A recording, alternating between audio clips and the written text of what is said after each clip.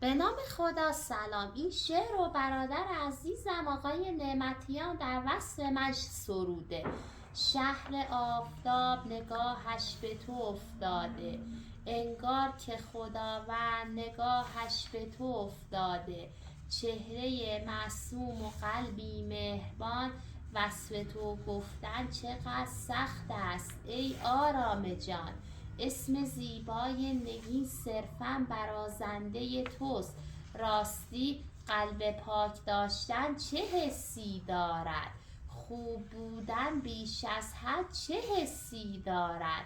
حرف زدن با قلب پاک بگو چه حالی دارد؟